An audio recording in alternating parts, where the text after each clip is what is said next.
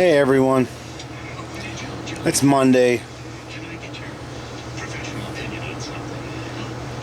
January 9th. Just had a bad day. I mean, the second I woke up until now, everything just stinks today. Now, I'm not crying blues here. There's people that go through a lot worse than what I'm going through. But I knew I had a package coming from South Dakota from my mailbox, and I was really hoping that it was my license plates for my minivan, man, caravan. But the package came, and it was not. It was junk mail. And a lollipop. They always send me a lollipop.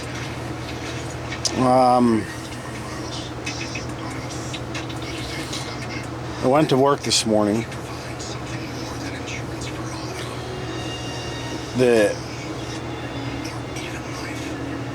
Everything at work seemed to go wrong.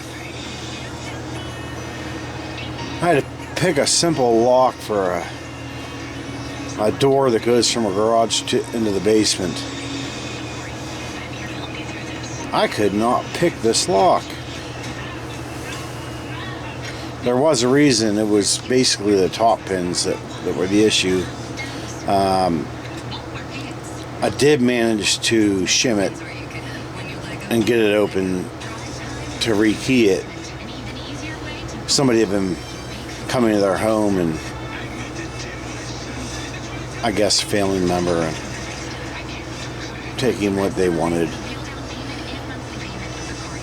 That job, I mean, that $15 job took me hours. That's pathetic. I can't ever have that happen again.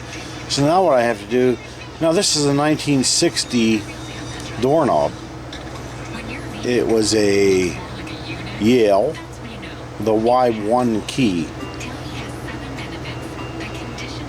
Now I gotta find one of those so that I can practice with it. I can't continue going on. If I get called to somebody's house, I can't spend hours there trying to pick that one lock. That was the first time I ever dealt with a Yale doorknob. I picked Yale deadbolts and mortise locks and all that, and no problem. But this old 1960 doorknob, I had a heck of a time. Now there was a lot of junk in there too. A lot of build up. They probably sprayed all that crap in there that everybody thinks is so great for locks. The only thing that's really good is WD-40. That's the only thing that helps the lock work well. You might have to use it more often, but it doesn't gum up or build up and all that junk they sell on the market. That sometimes makes it a very difficult pick. So I did have a hard time with that. Plus, it was busy as heck. The phone was ringing off the hook. Emergency calls. People that call about a very small job but have a million questions to take. You're in the middle of trying to do something, and they're like, well, what if I did this? Or, you know what? Don't do that, man. I mean, I'm working. Don't call somewhere and ask them a bunch of stupid questions. Take your problem to them. Come down to the shop. Have them come to you. Don't waste people's time. Time is money. You're paying $6 for a dozen eggs. You ain't gonna spend a whole day picking a lock or listening to all your questions. You know, it doesn't work that way. You got to pay for that time. Then on top of that, a guy comes in. He's probably, God, he had to be 90, and he had, I could tell extreme memory issues because I'd say something to him and then 5 minutes later he wouldn't remember I said that to him. But it was a simple key program that I've done many, many times for a vehicle. So I cut the key. I cut the wrong key. He had 2 keys on his change. He had 2 keys on his ring. One was for a Jeep and one was for a Town and Country. But they're both the same remote head keys.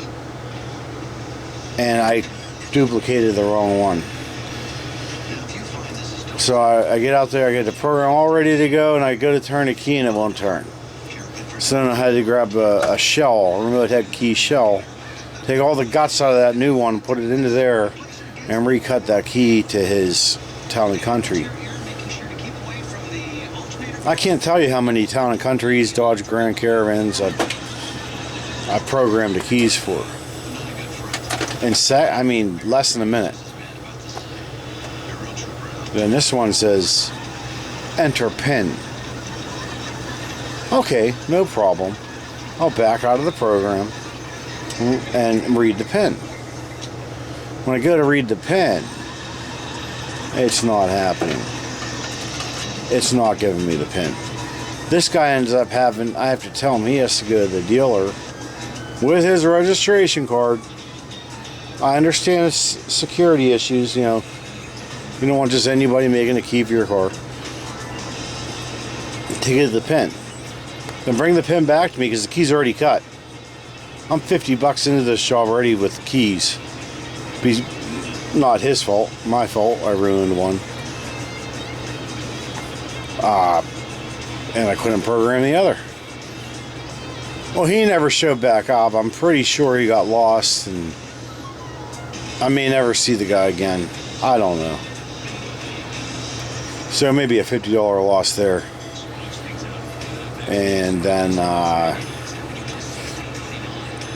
another guy came in with a Subaru.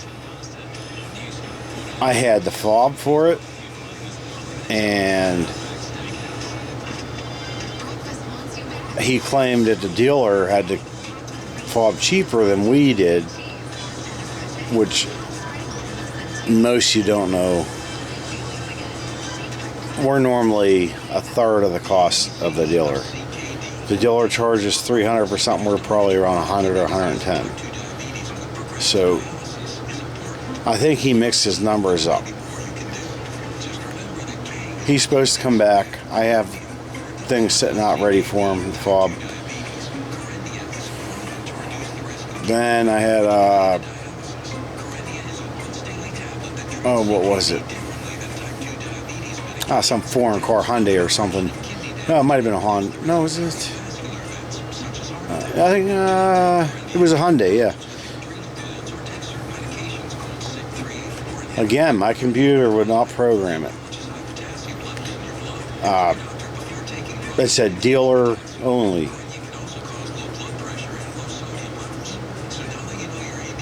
I don't know. Is it maybe a full moon out there? I don't know. This is not a normal day. Phone's still ringing off the hook. I'm constantly taking messages. I'll call you back. I don't even know who all I have to call back tomorrow. It was a rough day at work. Clear until the end of the day. I locked the doors and I left. I took a deep breath. That's right, the last half hour. The Eagles area down in Verona needed 50 more keys made for their doors. 50. So I thought about it. It takes approximately 29 seconds for me to duplicate a key. I have to make 50 of them.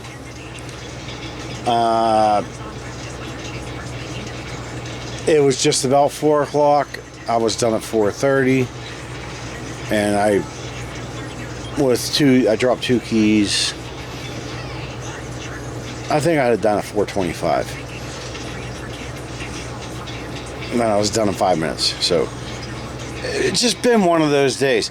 Then I get home. I wanted this certain sandwich that our local store makes, and a certain yogurt that they sell there. They had on sale this week. They have neither of them in stock. And this is for tomorrow's lunch. Like, come on. Give me a break. So then my back was killing me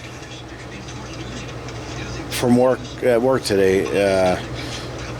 So I sat down on my recliner here and put the massager on. I felt much better there. Then I started watching some of the people I follow on YouTube, which are typically I follow the nomadic type people doing what I want to do. I'm following them. I watch their videos. If it doesn't come up in notifications, I search for them to see if they posted something and I missed it. And I'm starting to notice it started with Pandemonium. She bought a piece of land in Arizona. She started,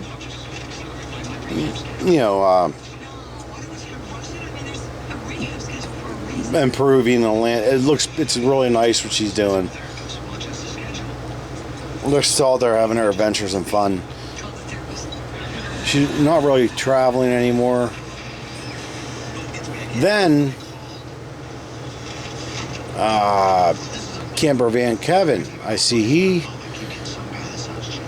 also bought a piece of land in Arizona, and his nomadic part has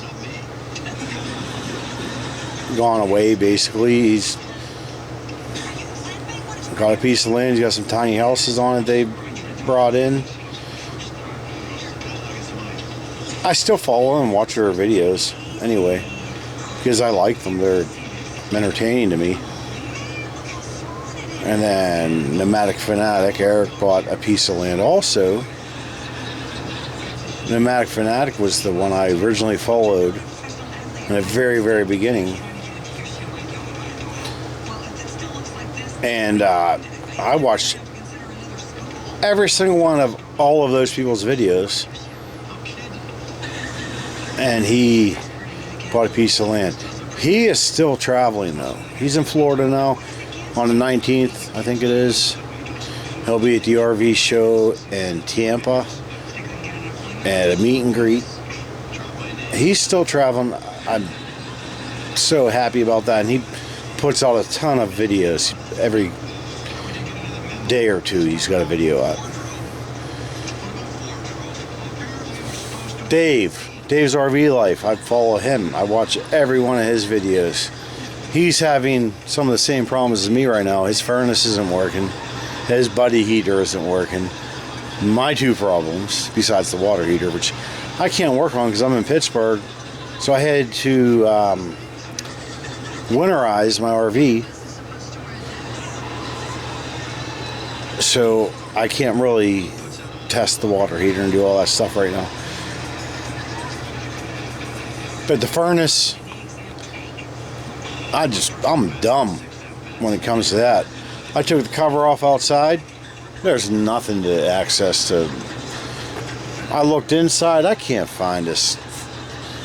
I don't know where the heck it is. This furnace might never work again. Mr. Buddy Heater, well, I pulled all the lines off, cleaned them out. It worked for a couple days and it's back to not working. I really don't want to keep buying Mr. Buddy heaters if this is going to be a normal thing. But they do give off some good heat. They're not temperature controlled. You know, it's either 30 degrees or 100 degrees. I don't want to run any 120 volt heaters. I got to work on the heat situation. Oh, but my roof air conditioner up there, you can hear it running. That's because it had an optional heat thing on it. So it does have heat. Now, when I say it has heat, if it's 50 degrees outside, it'll bring it down to, or bring it up to 70 degrees inside. If it's 10 degrees outside, it'll bring it up to 35, 40 degrees inside. It's not at all efficient. Oh, where was I going with this? Okay, so we were on Dave. Dave's still traveling. He's having his problems. But Dave's very intelligent and a good mechanic, and he'll fix it.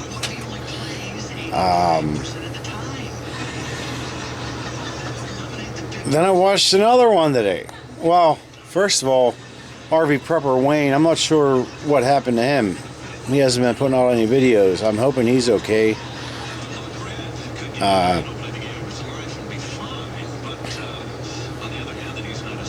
Who was the most recent one?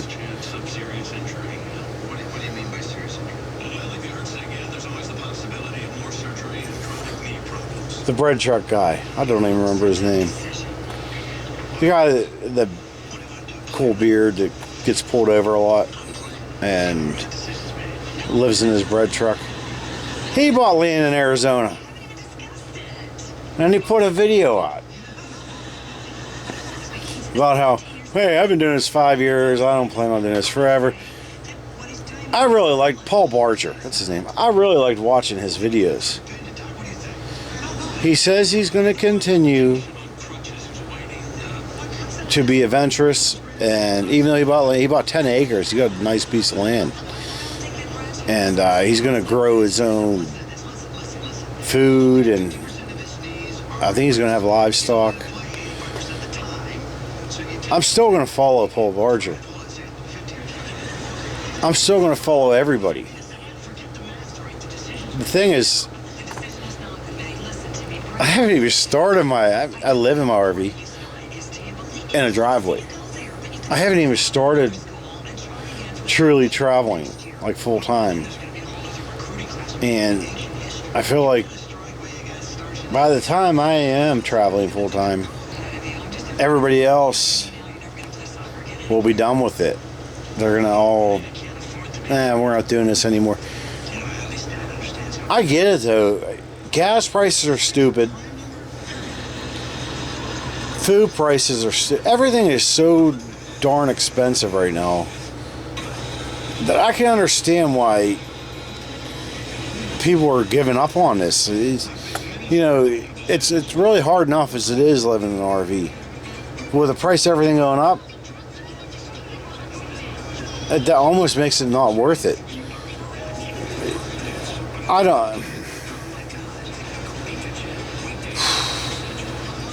I'm still going to do it. I'm still going to go. I ordered my first key machine of my own. If I got to make keys at flea markets to get around the country, that's what I'll do. No, I don't care. Just so disappointed not disappointed, I don't know. I got saddened by the fact that a lot of people I was hoping to meet up with everywhere, they're done doing it. Well, that's my, I don't know, my bitch for the day or whatever. Well, I'm done crying about it. If anybody's listening to this, 1, 2, 3, 4, 5 people maybe, thank you. Sorry you had to deal with it.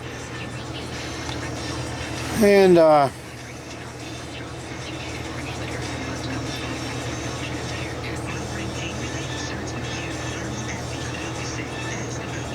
I know my life is not that bad. It's just been one of those days, and I just needed somebody to talk to, and my camera happened to be right next to me. So, y'all have a great night. Hopefully things get better tomorrow.